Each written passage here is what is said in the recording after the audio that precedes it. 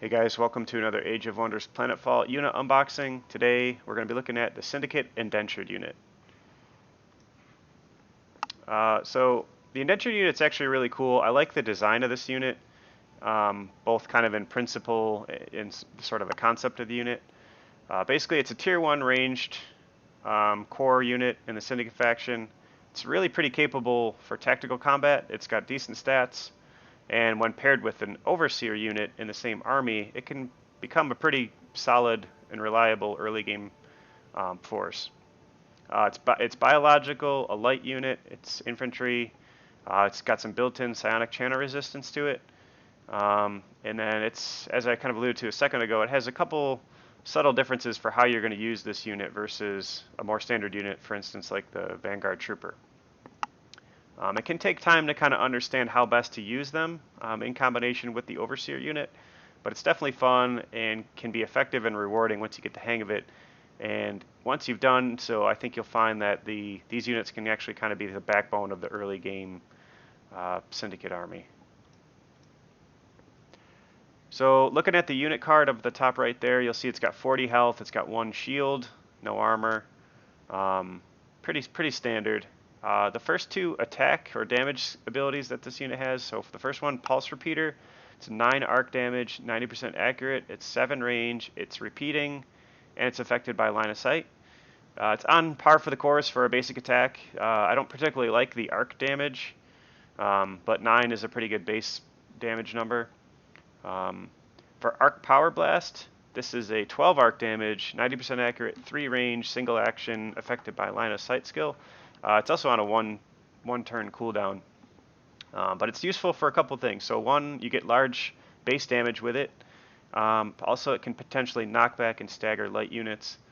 Knockback can be really great sometimes to push a unit away or out of cover, or away from another unit.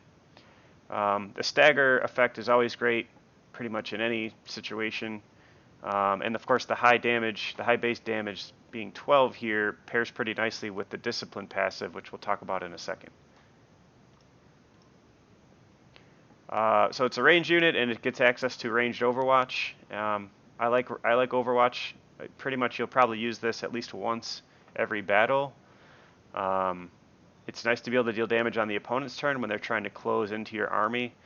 Also note it's a repeating skill, so the more actions the unit has when you enter Overwatch, this means the more pot shots you're going to take if it actually gets triggered. So let's talk about the Discipline passive. You don't see it on the unit card here, but it'll show up when you have an Indentured unit that has an Overseer in its army. And basically, it's going to be a passive ability that gives you a really nice 10% additional hit chance, or critical hit chance, for your Indentured units. So that's very useful.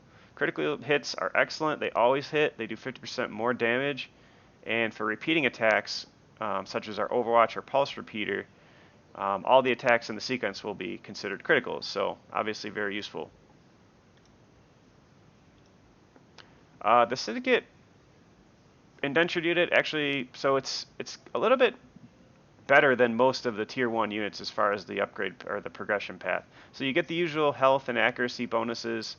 Of course, those are both great for this unit because you're going to be not only taking damage with these units, but hopefully dealing a bunch of damage out. So accuracy and health are both useful. What's nice though is at prime rank you'll get the range modifier, which gives you an additional hex range on all the attacks that it has. So that's just, of course, really useful. And like I said a second ago, this is one of the early game units that you do want to try to make a point of preserving, not only to try to get prime rank on these, but also because you're going to be using them in conjunction with Overseer units, hopefully in your armies, so your Overseers are more effective with Indentured and vice versa. So something to keep in mind there. Tactical considerations, it's a solid early game unit. Compares nicely to the other units of its class, and using it properly with the Overseer synergy can actually put it a little bit ahead of the pack, I'd say.